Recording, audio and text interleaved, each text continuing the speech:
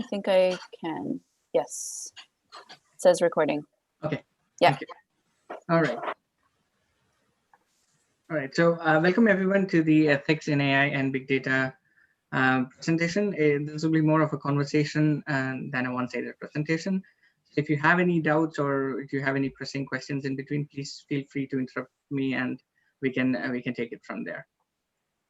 Okay, as I mentioned, this is part 2 of the AI and Big Data series, the part 1 of which was done on the 28th of August 2020.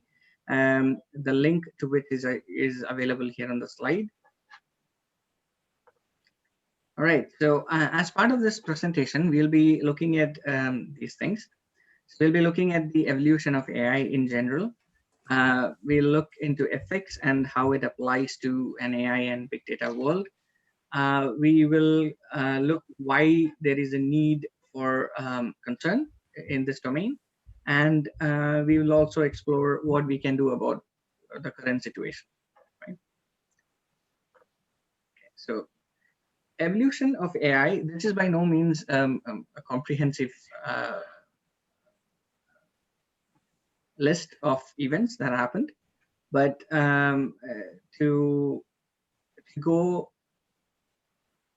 through the main events, let's say 1956, it was the first time when the term artificial intelligence was coined. It was coined by John McCarthy. And in 1956, there was the first time a conference on artificial intelligence was ever conducted. 1969, you have Shaky, the first general purpose robot. Now, Shaky was an interesting case because it was no robot by today's standards. All it could do was flip switches, basically. So, but it was a very big change in the way programming was done. So it was just that. This year is important because in 1969, programming came out of a computer and started interacting with the world. So that's a paradigm shift. 1997, we have Deep Blue. Deep Blue was developed by IBM. It's a supercomputer which was able to play chess and defeat then world champion Garry Kasparov. It did not do in one attempt. It did many iterations, but the point is that it was able to do it. Deep Blue was a brute force machine, which means it would calculate all the possible ways the moves can be done, and it would arrive at a solution which was the most optimal. So please bear that in mind because it is important, because nowadays in AI things have changed. Now going again to 2002, we have the first commercial robot vacuum cleaner. Now nowadays we can just walk into Target and buy one, but this was the first commercially available vacuum cleaner which will automatically do the vacuuming part. Now, 2002 to 2020, a lot of things have changed. So we have things like speech recognition, think of Alexa, Siri, anything. RPA stands for Robotic Process Automation. This is something that we don't see really in front of your eyes, but every single time if you log into your net banking account, trust me, it's a robotic process automation that is doing most of the work. There's nobody manually checking your accounts and ledgers anymore. It's all a bot. Now, we have smart homes, Google Assistant, again, Amazon's smart home and things like that. Now, Boston Dynamics is a company that is very, very interesting because please, after this talk, please go to YouTube and search for Boston Dynamics. You will see what I mean.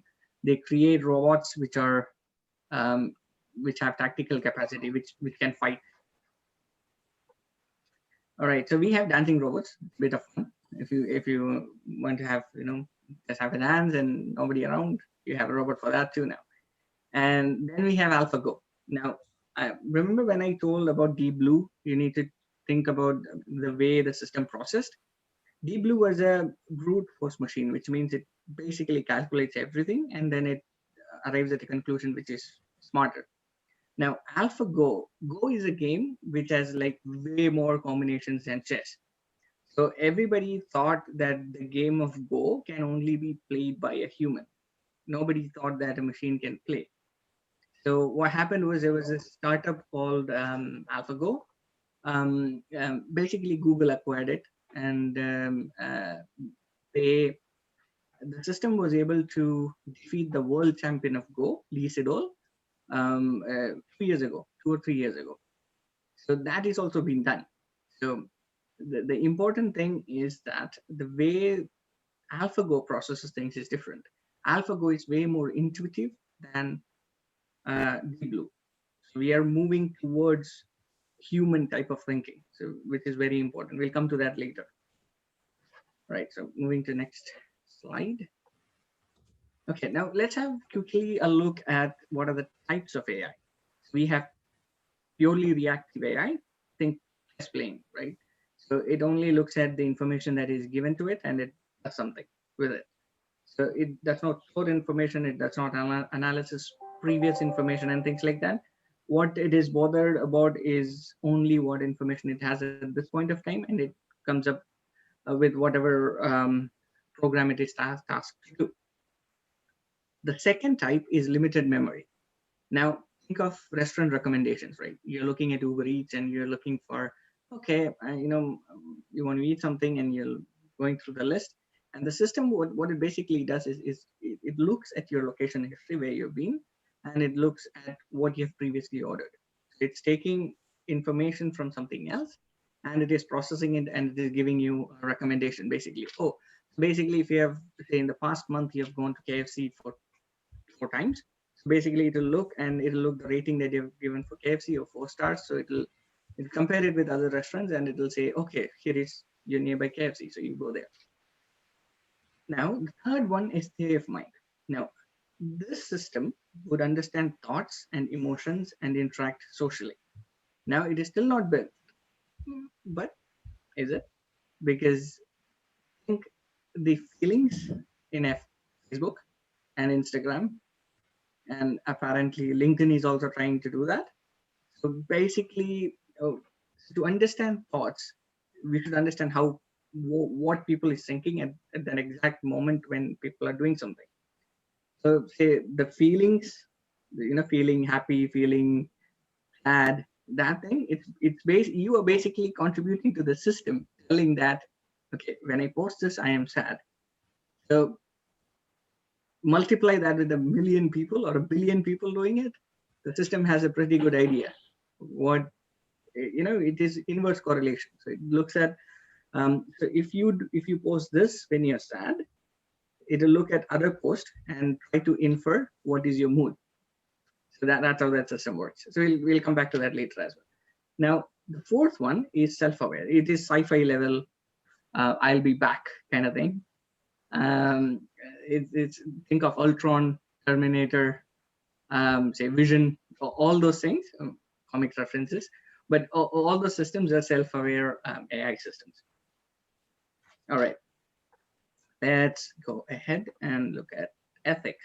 Now we have a basic idea about what is AI. Now let's have a look at ethics.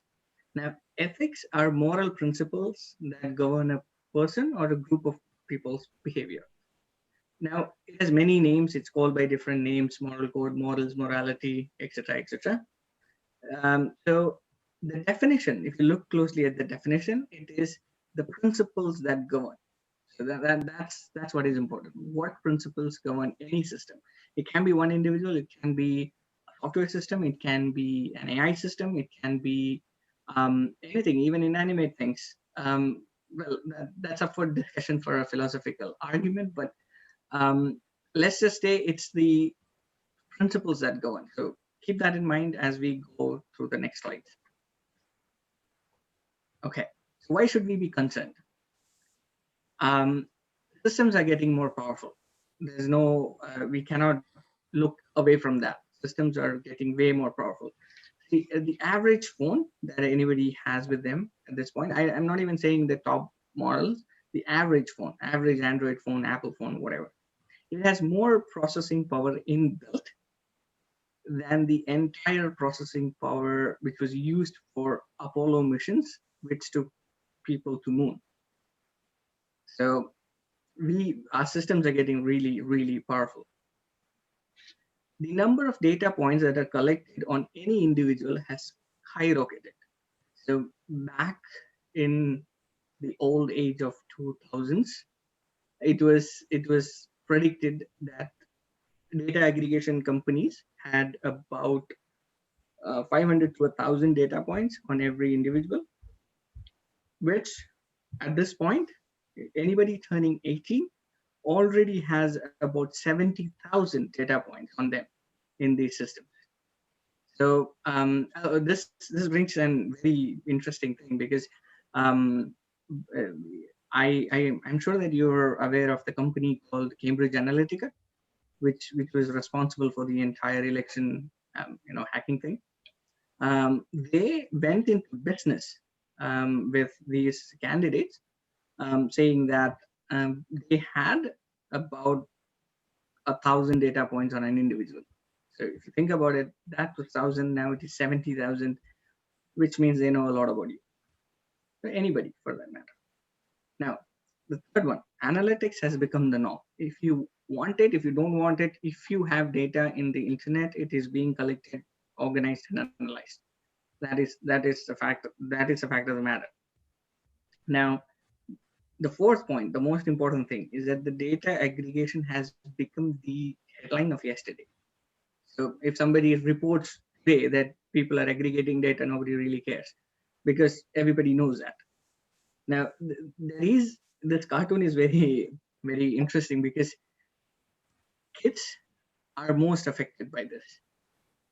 We don't know it, but kids are the most affected by this. We don't, once this generation that is born, see the post generation Z, once they come to 18s and their 20s, that is really when the effect of all this would come to show. So we'll come back to that later as well. Okay, so this was possible in 2014. So this is one person's geotagging data from Google Maps. So basically what the person has done is taken their location data from Google and just put it on a layer of Google Map. So this is from a very, very high perspective. We're looking from a very, say it's, what I want to say is that the accuracy here is up to 20 meters, which means the accuracy of your phone can be predicted up to within 20 meters. It's that accurate. That was in 2014. Guess what is now? Okay, so why we should bother, right? Or what is the reach out and effect of all this?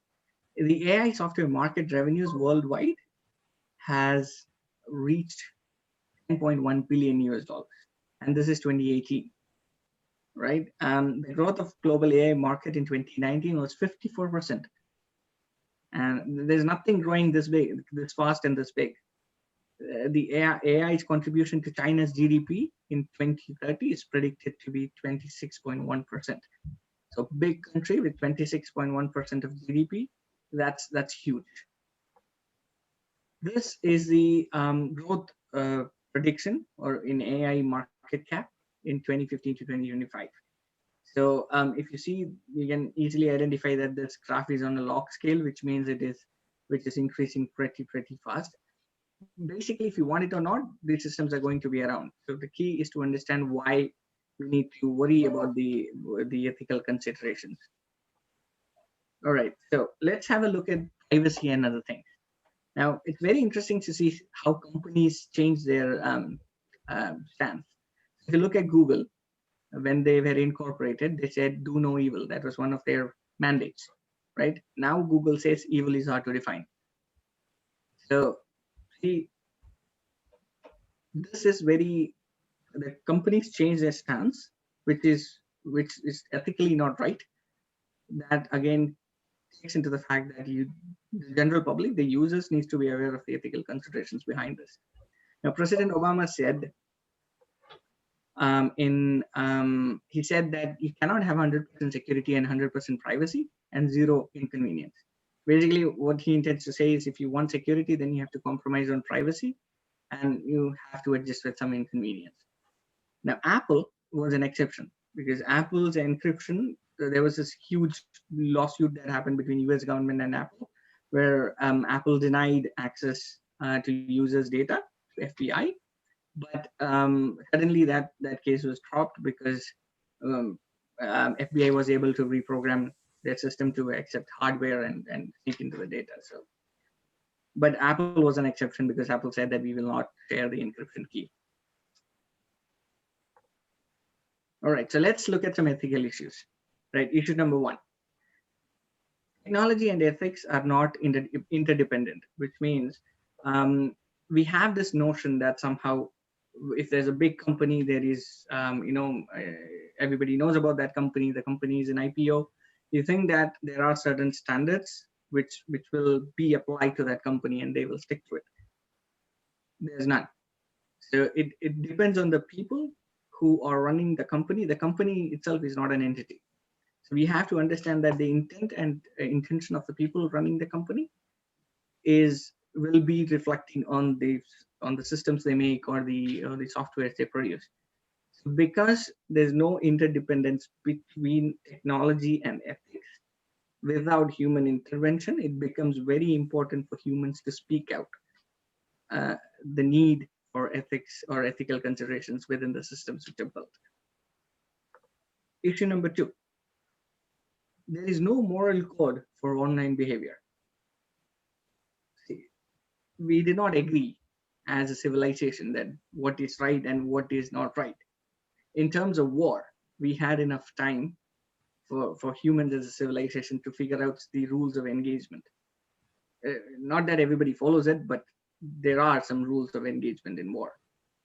For something as brutal and cruel as war, to have a set of rules, and something as online behavior to not have a set of rules, it's very interesting, and nobody seems to bother about it. So, wonder where this is more evident. Trolling. See, there's no moral code governing trolling. There's no moral code governing the fact that you are sharing your personal information, or say you are sharing somebody else's personal information on the online. There's no rules against it. Now, fake news. So we live in a time now. Entire websites can be created in a flick of a second, and history can be changed. And politicians use this all the time. So, they say if somebody says something which is not founded on facts, we live in a time when proof for that can be created within half an hour and going back in time. So we need to really, really make sure or authenticate the sources from where we're getting our information. Let's see, fictitious political discourse. That's what I was saying, because somebody says something on a platform and you go and search, you'll see the same thing corroborating what the claim of the politician was on your phone. It doesn't mean that it is true. It used to be once true that if it was published, it was kind of true, but it's no longer the case. There's no guarantee that it is true even if it is published. Okay, issue number three, access. Now, access to systems and internet itself is very important thing, because who has access and who does not determines a lot of things. Now, it can go one step even more. Who has high-speed access? That matters a lot, because in a world where internet and access is given, the speed matters, because you can actually demographically divide people if you control access to internet and the information that they get. So this has been also published in peer-reviewed journals that that's why there is a push for global access to internet, because you are keeping somebody in a disadvantageous position if you're not giving them access to the internet. It's like water. If you control water, you can control the behavior of the people affected by it. In the same way, if you control access to internet, you can control the behavior of the people who are dependent on that system. Now, this also brings us to the topic of politically imposed firewalls. So did anybody hear about Uber recently? There was this app called Uber in China, which enabled users from China to access the outside world internet. So China has built a firewall which basically stops foreign internet going in and their content going out. So Uber was like a wormhole there which would enable that transfer, but it abruptly shut down 2 days ago. Now that means the people who are living within the borders of China does not have access to the outside internet, which is quite difficult to fathom, but it's the case. Issue number 4, misinterpretation of intent. So this is a very common thing on the internet. This not only applies to individual, it also applies to companies, which means, did you know that Uber is not registered as a transportation company? Is Uber not a transportation company? What are they doing? They are enabling free people transport, right? But Uber is not registered as a transportation company. It is registered as a technology company, which gives them a huge tax benefit. But is it right? That's the question. Why is it right? We'll come back to that. Now, Walmart tax contribution last year was about $7.4 billion, whereas Amazon share was 2.2 billion. Is that right? Because Amazon is gaining big on Walmart. Walmart employs about what was the number? I am not actually remembering the right number, but it was in millions. I think 1.5 million. I think that is their payroll, and Amazon employs about 150,000 people. So is it fair? Because the cost of business for Amazon is way less than that of Walmart. Sells the same stuff. Market cap is being gained by Amazon, but they are paying way less tax. Is that fair? That's a question to ponder. Now, with all this comes this question: are our social systems left behind in this run towards technology?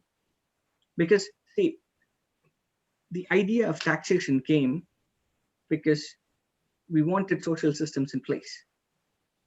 The tax that is collected is utilized, ideally utilized, in providing services back to the people. Now, what if you are cutting down the source of tax to the government? And what about the systems which depend on the tax revenue to function? You need to consider that as well, because in a global perspective, the total tax contribution to governments are dwindling. So what are the systems that depend on, say, tax income? Healthcare, public works, justice system, education, public services. Are these things being left behind in the tide of technology and technology companies? Something to ponder. All right, this brings us to the trolley card problem. Now, this has been around for a long period of time, but the important thing that has happened is the philosophical conversations that we used to have before is directly affecting our lives at this point. So we need to know about this problem. So basically, this problem is what is displayed on the screen. You have a trolley card, and there's a person with a lever, and there are 2 tracks. So there are 4 people on the tracks on the one side, and there's one person on the other track. So it depends on this person with the lever to determine where will the trolley card go and how many people will die. So the ethical question that this guy faces is that if he turns the trolley card left, 4 people will die, but this guy will be saved. And if he turns it right, 4 people will be dead, but this guy will be saved. Now, to make it more complex, imagine if the person with the lever is directly related to the person on the right. So what choices will this person make? So this was a hypothetical situation, which was designed to explain ethical conundrum of choice, right? So till now, it was not important, but now it's very important. You know why? Because we may have a scenario. So this is the AI perspective. Imagine this is a self-driving car. It is coming down. There are pedestrians on a road. There's a part of the road which is empty. The car can take that, but there is a roadblock. So now, what is a choice that the car will make? Because that will affect the number of people who will die, basically. So the car goes and hits the brick. The people within the car will die. The car, if it hits the pedestrians, the people within the car will be saved, but the pedestrians will die. Now the question is, how will the system, this is a self-driving car, okay? So the software is running the car. Now the question is, how will the car choose? What will be the weighted score for the car to decide where the car will go? Will the car self-preserve, or will the car take some damage and save the people on the road or the people within? Nobody knows these answers. So for this presentation, you get no answers. You only get questions to think. So these are the things that the systems need to analyze. Now, how the car behaves is entirely based on the software that is written. So what has happened these days that AI systems have, especially AI systems, have gotten so big that nobody knows what's the code within, right? So you give something to an AI system, the AI system will give a result. There are many systems which are currently in use which does not have a way. I'm sorry. For you to figure out how the system came onto that decision.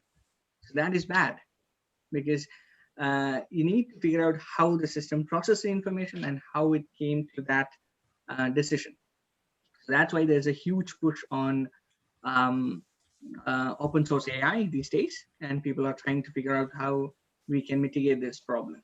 Now, all right, what are some of the most important ethical questions in terms of AI? So the first question, this again is not by any means a complete exhaustive list. This is some of the questions that popped into my mind, and I wanted to share with you guys so that you can think about it more. So we all know that we have drones, right?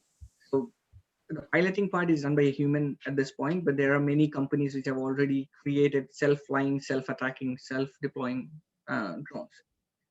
So the question is the drone ethical? So if the drone is flying in an active competitive area, how would the drone decide who is a civilian and who is a fighter? Is that capability built into the drones? We don't know. Now, is it okay to put a robot to take care of the elderly? Is it okay? Because Japan is doing that. So my question is it really okay? Third question. Are AI assistants built to spy on people? Which means if you have, say, an assistant in your home and you're saying, hey, Alexa, and it starts, right? So for the system to understand that you're saying, hey, Alexa, or hey, Google, or hey, Siri, the system has to constantly record what you're saying, which means even if you're not calling the system, it is still recording and it is transferring that data to the cloud. So whatever you speak in your home is being recorded. Are you okay with that, really? That's one question. The second thing is, will it be okay for humans to share all their details with the system? Is it even ethically right? The next question, would you like a bot or an AI system to pass or contribute to a judgment on you in court? I am sure many people won't be, but at this point, the judiciary is heavily reliant on AI. So AI is looking at the cases and it is passing on similar judgment or similar verdicts to a judge so that the judge can arrive at a conclusion. Now, it's very interesting to note that whatever discrepancies that we are seeing in the judicial system here and in the States and worldwide, it may be partially because of this. Who told the systems to look at what cases? We need to know that. Then only we know how the systems are coming to this conclusion. Now, should an AI system predict the chance of revival in a comatose patient? Will you be okay with it? Say if you are in coma and if a system decides, okay, you're no longer going to wake up, is it okay? Will people be okay with it? Nobody knows. Or should a board determine your eligibility for a loan? This is very interesting because it's really happening right now. Your eligibility for a loan from the bank is decided by an AI system. So are humans really okay with it, or how does it go? Now, remember I alluded to children in the start. It's because the developing brain is more active when you are a kid, which means the systems that you are exposed to or the systems that you use growing up has a profound impact on the way you develop. So Facebook is designed, not only Facebook, YouTube, all those things is designed to grab your attention because their market is your attention, which means Facebook app or Facebook system is not itself the product. The product is you. The product is your attention that they are grabbing from you through the app. So what they do is every other suggestion that comes to you, one after the other. Has it ever happened to you when you go to Facebook videos, you go in and you realize that an hour has gone by and you didn't really know? It happens. It's because the prediction systems are so good that you tend to click on it. Imagine that happening to a kid. Instant gratification is a problematic thing because that will make, as long as your gratifications are taken care of instantly, you expect that same thing everywhere. And if that doesn't work, many people may not be able to cope with it. Food for thought. Okay, so let's let go of the doom and gloom and see what we can do about this, right? First one, be informed. You can learn about AI systems, ethical and digital decision-making processes so that you can choose wisely the systems that you use or the systems that you may buy. You can ask for accountability. It can be personal accountability from yourself, from others. You can ask corporations to be more accountable. The rights online also implies some responsibilities, right? It needs to, otherwise the system is going to fail. Hiring right and equity. So in recent days, there's been this talk of a chief ethics officer within technology companies, which needs to be really, really considered because that person would directly be responsible for the ethical considerations of the products that are being built. Also, building an equitable online space should be the norm. It should not be an exception. The fourth and most important thing is to demand better regulatory oversight. So the best example for this is what you see on TV is regulated by the regulatory bodies. There's nothing like that which is applicable for YouTube. And you need to really, really think about it because what the regulatory authorities do is they monitor things that are out there for public viewing and say, I'm not saying that extreme control should be there. What I'm saying is that there should be some checks and balances. These IT companies, especially Google and Apple, have assumed regulatory roles for themselves. There's been a lot of lawsuits that are being going against these guys, especially in terms of app development. They control the app market and they don't let their competition show up even in the app market, right? Then that is not free market. YouTube determines who gets what sort of views and what eligibility you have for the algorithm to qualify you to show your video on top. So on what basis they are coming to that conclusion? They regulate themselves. Is that right? So that's something that we need to think about. All right, what next? These are 3 documentaries I recommend highly. The first and the last one, The Social Dilemma and The Great Hack, is available on Netflix. And the second one, it's unfortunately not yet available on Netflix, but if you can find it, please watch these documentaries. It is really enlightening. Whatever I mentioned here about Facebook and the shifting algorithms, it's mentioned in The Social Dilemma as well, in much more detail. The Great Hack is all about how these companies were able to manipulate your, not your, but the general public's opinion about certain things, and they were able to have an impact on elections. So if you look at the US presidential election and the Brexit movement, it was the same company that orchestrated both of that. So please have a look at that, and it raises certain very important questions. All right, so the information which is presented in this presentation was taken from these sources, and this is my information, and that's kind of the end of the presentation from my part, but I would really be glad to take some questions and see what do you think about the entire presentation. Thank you.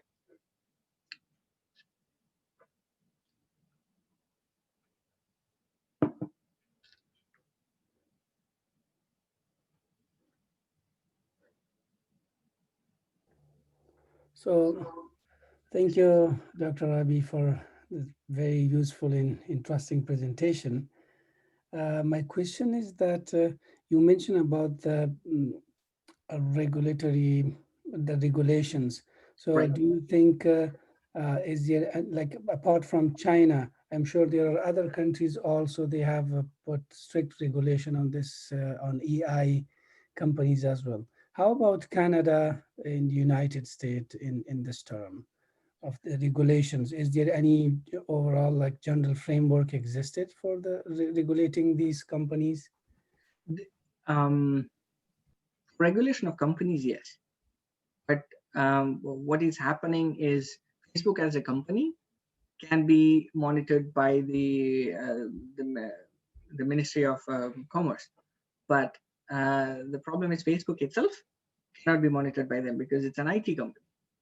Now, the thing is, I'm not sure if you have seen the congressional hearing that happened in the US for Mark Zuckerberg. It was a fun thing to watch because it outlined the need for immediate skill up in terms of our politicians, in terms of technology. Because there was a senator who was asking, can I have Google on my iPhone? Facebook CEO. It doesn't make any sense. And Mark Zuckerberg was smirking all the way because he knew he can outsmart that question.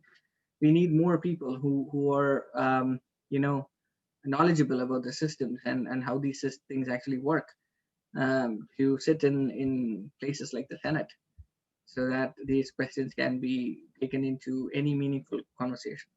Oh, there are people who are doing this. I mean, I'm no way demeaning all the politicians, but they're not experienced this technology yet, or the younger generation is using this technology. We need more young politicians. That's what I mean.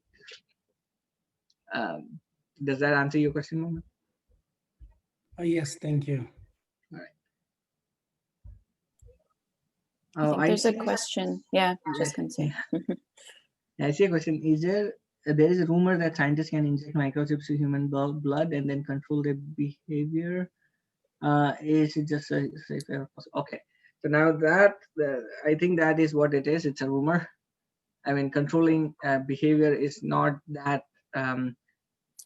If you ask me if there are organizations that are controlling your behavior, I'd say yes. But is it by injecting microchips? I'd say no. because Facebook is the best example of controlling your behavior. You might not know it, but Facebook influenced so much of your behavior. Please do watch The Social Dilemma, and you will understand more. It's a subtle art of suggestion rather than pushing. There's this innate thing in humans that if you push, we resist. It's there. If you cannot force somebody to do something for all the while, it won't happen, because at the end of the day, humans will resist. Now the thing is, but if you suggest, that's a way more easier way to get compliance out of people.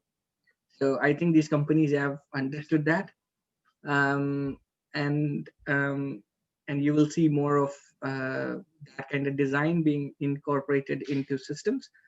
For example, the best example is LinkedIn. 2-3 years ago, LinkedIn was a very professional site. There was, if you go to your LinkedIn and you not see anything else, it was completely different from Facebook. It was only for professional networking. Now LinkedIn has stories. Have you seen that? The same app. If you look Facebook, if you look at Facebook, you'll see Facebook stories.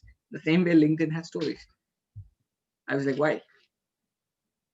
So it's again to control your attention. So that the things like that, it'll keep on happening. Is it all bad? No. It's just that the user has to be aware of what he's signing up to. Does that answer your question? Who was that question? Sadak?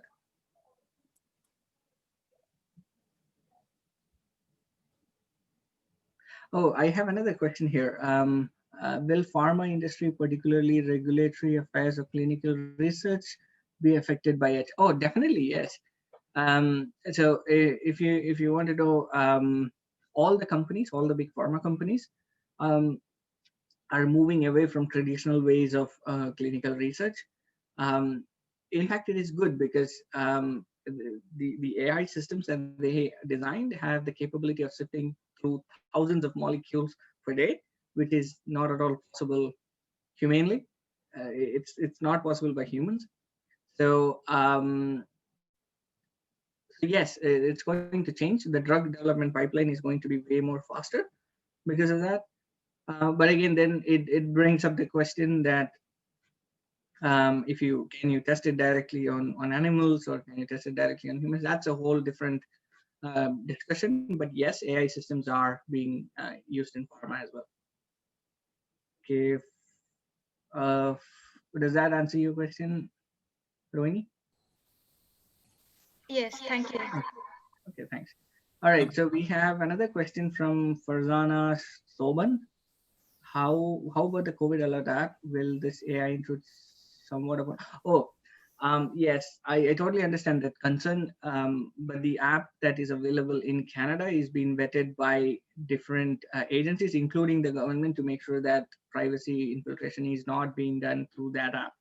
So I cannot guarantee that for many other countries, but for Canada, I think it is pretty safe to use. I have a question, Doctor. Yes. So this is Gamechu speaking. Thank you for a very nice and very timely presentation. I really liked, enjoyed your presentation. I just want to hear your reflection on the issue of lack of moral code for online behavior. I raise this because everything is becoming online these days, and I understand it will be really very difficult to set any moral ground, moral frameworks on how people behave online virtually. Where do you think all this is heading, to be honest? And secondly, now given that there are vulnerable groups in society who are mainly affected by all these, in particular, for instance, raising refugees, who have very little access to all these. So how do you see all this evolving? Okay, so to answer your first question, thank you for that question. It's a great one. I'll answer this in two parts. For the first part, regarding the moral code, right? I think this issue developed because in the initial days of the internet, it was there was privacy in terms of who was being on the other side of the screen, because it was only just avatars and there was not really, you could have a screen name and there was no other information that's being shown. So people got used to saying whatever they wanted on the internet without thinking about the consequences. So what has happened is that the technology has progressed so fast that in lifetime of one person, the technology has gone from say, here to here, but the person himself or herself is not aware of that. So what is happening is that, say for example, somebody who used very bad words or like throw insults at somebody back in the day might still think that it's as private as those days now, when it really is not.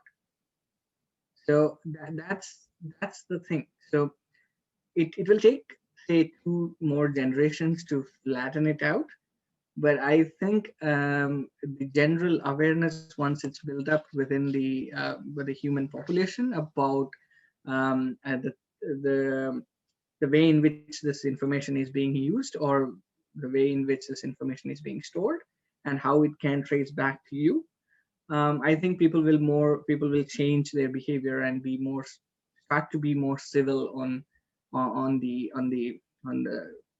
platforms. Now, it also extremely is dependent on your second question, access. Because if, say for example, one country, everybody has say 5G internet access. I don't want to go into the 5G debate again, but internet access, high speed internet access, say the neighboring country does not, right? So there'll be a group of people who will be left behind, who will not know how it is to use internet services, right? And this country, say country A, has gone leaps and bounds in terms of internet access, and generally the people tend to develop a sense of how to use internet and all those things. Now suddenly the other country starts coming up in internet, right? And then they connect each other. And when they connect each other, the people in country A might see people in country B not being that civil on the internet. Now, what will happen is that it will persuade some people in country A to be less civil. It will take years and years to flatten this thing out, but I do believe that it will flatten out in the future, but it'll take its due time. In terms of access, yes, there is a lot of people who need access to the internet for the services and for things like education. Internet at its core, I believe, is a force for good. It can give access to education, it can give access to jobs, it can give access to entertainment, it can give access to a lot of things, which was otherwise impossible 10, 15 years ago. So it again depends on the government. Now, for these things to be done by the government, it needs the tax money. So now the tax money, these same companies are not that happy about giving this tax money. We need to figure out that. So that's why legislation is essential in this regard, to get it more ethical and equitable. I think that answered your question. Did it? Yeah. Yes. Thank you. All right.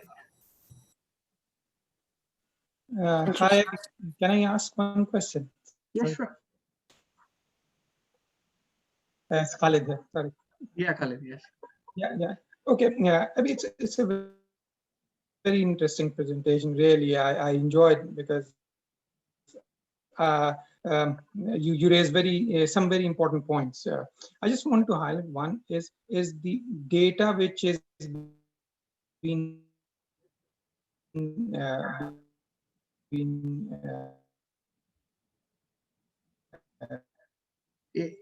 Khalid, I think really you taken are. out from our. Can you hear me, or? Sorry. I am having difficulty in actually hearing to you. Can you please repeat what you think? Okay.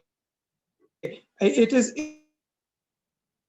is about the data points that like you said, that it's about 10,000 data points already by the age of 18. So 70,000. yeah, yeah, sure. Yes, it must be more. So like these data has been collected for, I would say, they say that this is for marketing purposes or for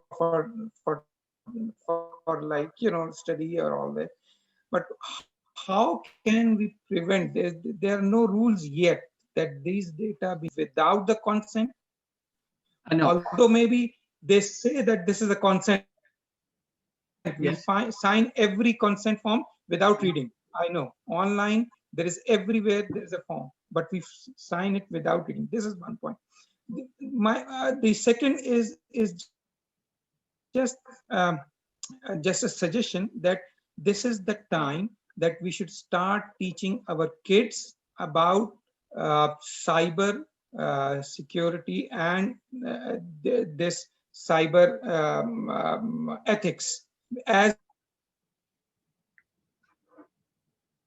we have taught them the ethics of other law that can push people to do it. We need to educate. So probably this is the time to start teaching this. This is just my question. Yes. Okay. So in terms of the teaching the younger generation about the ethics, I believe that the younger generation is way they're way ahead of the game. They'll you need to incorporate this into school curriculum. That is something that can be done. The do's and the nots of internet, basically. So that can solve that issue. But other than that, about the consent. Now, for the consent part, many of it's like an umbrella consent, right? You consent to one thing and it applies to everything. So that's a problem. So I'll give you a simple suggestion. If you don't want much of tracking from Google, there's another browser called DuckDuckGo. So that doesn't track you at all. So it's DuckDuckGo, DuckDuckGo.com. It's a browser. It's a very good browser. It does not track you at all. So there are alternatives to all those things. Say use a VPN, for example. That helps out a lot because then they cannot directly track it to you. If you don't have a VPN in your home, please get one. That's one suggestion that I have to give you. We use VPNs, use DuckDuckGo instead of Google. If you have in your browser, if it's already set to a browser, change it. And that's something that you can do. And after the GDPR legislations went out in the Europe, companies have to comply to the GDPR regulations, and they'll show you, like, if you accept all cookies, accept all cookies, accept all cookies. So if you need the services, you need to click on yes, but make sure that you clean the cookies later. So if you do small things like that, it would be okay. I cannot guarantee that they'll not get any data from you, but it will be way better. Thank you, Abhi. Thank you. All right, sure. I think we are out of time. So thanks again for joining. If you have any questions, please don't hesitate to shoot me an email. I'll be more than happy to answer any of that. And also, if anybody here is interested in giving presentations for the IRSN Coffee Chat, please send me an email, and I'll be more than happy to facilitate that as well. Thanks again for joining. I hope to see you on the next one. Miranda, is there anything that you want to say? Oh, thank you so much. It was a really fascinating presentation. You do a really good job at boiling down very complex topics and ideas to, make them very understandable. So thank you so much. Thank you, Miranda. I'm happy that you enjoyed it. And if you share this recording with me, I'll put it on the IRSN portal as well. Will do. All right. Thank you so much. Thanks, everybody. Thank you. Thank you very much, Abhi and Miranda, for this wonderful presentation and coordinating it. I wish all of you a wonderful weekend. and looking forward to hear more from you, and the pleasure to participate in these wonderful online virtual meetings. Thank you so much.